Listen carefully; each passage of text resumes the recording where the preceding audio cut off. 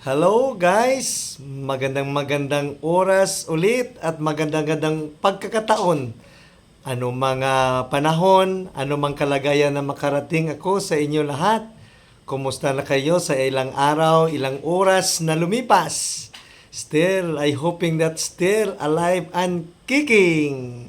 At saka sa mga kasama natin at followers, sa lahat na mga kabulunters, mga kapatid, mga relatives, yon, mga ka-followers. So, kumusta kayo sa mga oras na to? Masaya pa rin ba? Ayun, so yung inaasahan natin na lagi kayong masaya.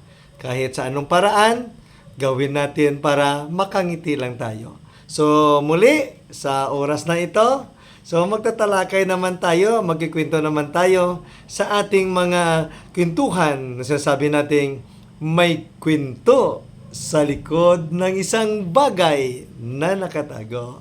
At yung nakaraan, maraming pinakita natin, may cup, may ballpen, at saka nakarating tayo hanggang sa cellphone. Hello guys, hindi pa tayo tapos doon kasi sa panahon natin, papasok pa lang yung era ng cellphone, exciting na. So, yun, hanggang ngayon, malaki na talaga epekto ng cellphone. So, dati sabi natin, ginagamit na natin yung cellphone para mag-communicate. Pero kapag lobat na, so problema na. Mas lalong problema kung walang signal na. Saka may load pa. Pero ngayon, tingnan naman natin, no?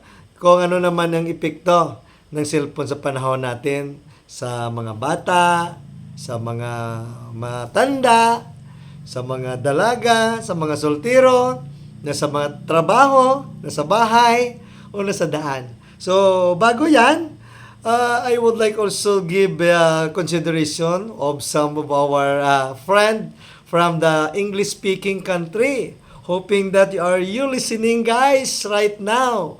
So, hoping so much that be with us this time.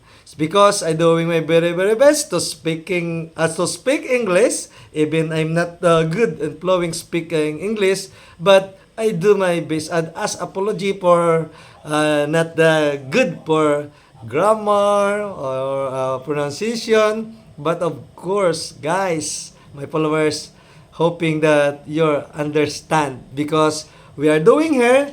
I make you a simple smile and simple hello, giving up. I'm just kidding. Sorry, guys. But still, we continue to our segment and topic today. May kwento sa likod ng isang bagay. At ngayon, ay dito na tayo sa ating sa pinapakita natin itong cellphone. Ayun. So, yung security guard ko doon sa labas. So, dito yung dito sa bahay, may security guard ako dyan, yung doggy namin, si Jake. Siguro malakas ang pasok sa inyo dyan. But tuloy lang tayo guys, dahil kita natin, yon sandali lang po ha. Yes po, so, ayun, tuloy tayo. So, ano ba ang epekto ng cellphone sa panahon natin? So, una, kita-kita natin ang epekto ng cellphone kung sa bahay. So, epekto ng cellphone sa bahay kita natin sa mga anak. So, halos hindi na makapagtrabaho. Minsan, nakikita natin sa mga palabas na iban, kumakain na. Yung subo na pagkain, instead na pagkain ay sinusubo, ay cellphone na. Dahil sa, hindi talaga makalayo sa cellphone. At saka habang nagtatrabaho, so nakadikit yung cellphone. Kahit paghugas ng pinggan, magluto, lahat na. So, naka-headset, naka-ganon. Siguro nakarelate kayo guys. So, iwan ko kung ganon din sa inyo, mga sa bahay ninyo. Paki-comment na lang dyan sa ating comment section kung ganon din ba ang epekto ng cellphone sa sambahayan ninyo. So, sa bahay, sa mga mag-asawa dyan, so wala nang pansinan minsan dahil nakatutok isa sa cellphone, may kanya-kanyang pinapanood, may kanya-kanyang So dati, kung magpanood sa bahay, may television pa, sama-sama na manood ng pelikula, ng teleserye, ganon. Pero ngayon, makambagong panahon na tayo. Kapag may internet na, so wala nang pansinan kung ilan kayo sa loob ng bahay, ganon din karami yung yung cellphone at saka kung saan-saan na. So talaga sa loob ng bahay, siguro nakarelate kayo. O kung hindi kayo nakarelate,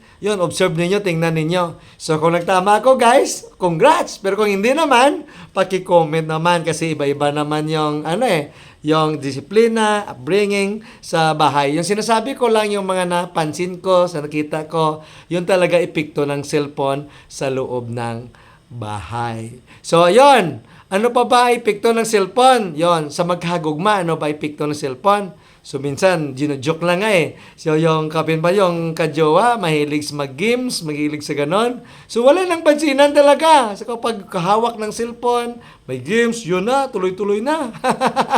Talaga naubos na yung lakas, naubos na yung energy, pati panahon, talaga aantukin na, parang tutulog na.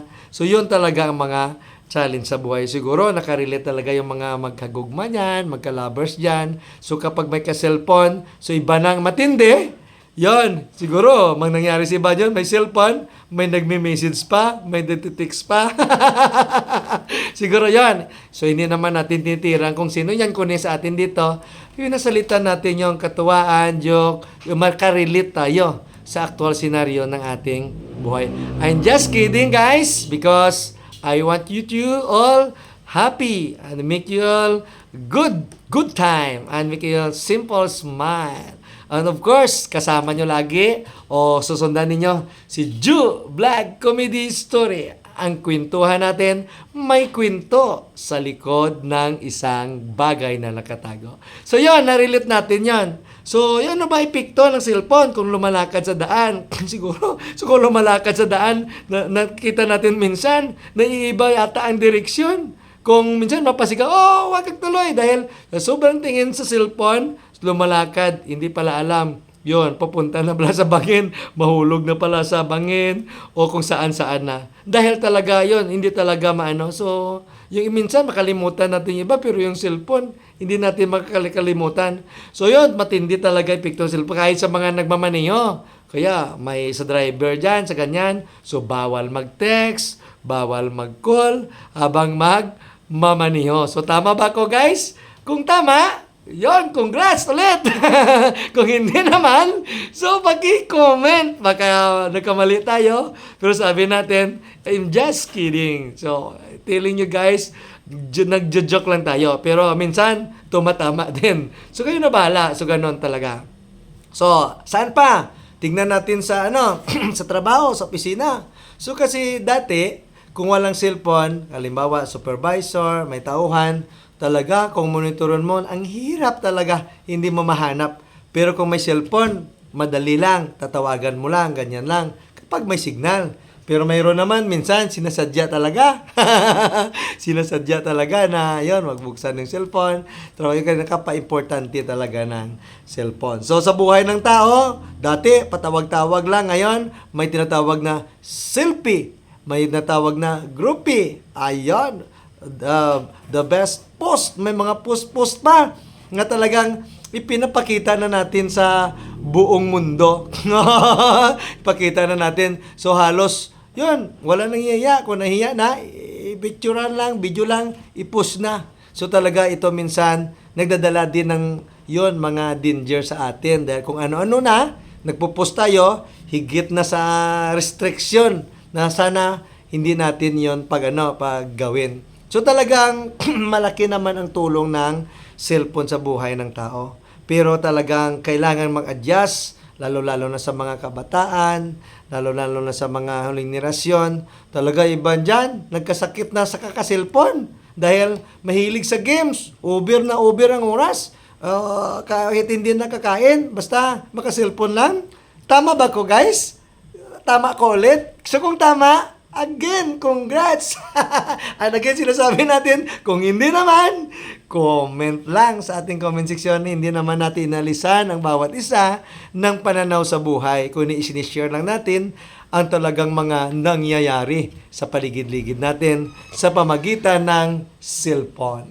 May kwento sa likod ng mga bagay. So, parang napahaba tayo guys, mga kapatid, mga kabulunters, mga followers. Siguro hanggang dito lang muna tayo. At kung may gusto kayong tatalakayin kung anong bagay pa ang ipakita natin sa sunod para ikwento natin na masabi natin may kwento sa likod ng isang bagay, just comment or send me a message sa comment section and then talakayan natin yan. Just be with us guys. And of course, again and again, I would like to thanks all of my followers, especially to the different countries with us, to the English speaking country. I had seen my followers from Saudi Arabia, from Indonesia, from Qatar, from United Arab Emirates, from Canada, and of course, there's some from United States of America. I do not know where our shout out and greetings over the world, but I know that there's some guys following with us that also with us to get a simple smile and give us comedy story. I always do my best and trying very best to speak English because I don't have a lot of English. So by the way, later I could practice and research some English that in order to could speak fluent, especially to all our followers and listeners that could not understand our vernacular, Tagalog, Ilonggo, or Bisaya. Pero sa atin naman, mga kapatid, siguro nakarelate talaga kayo na ginagawa lang natin ito upang magbigay ng katuwaan.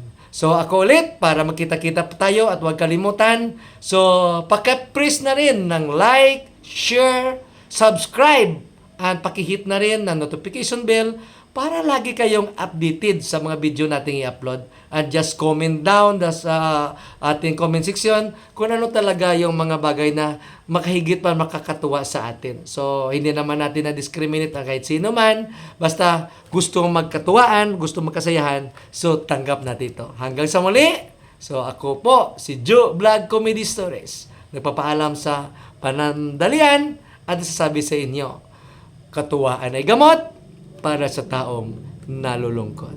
Yan. Pag-ibig!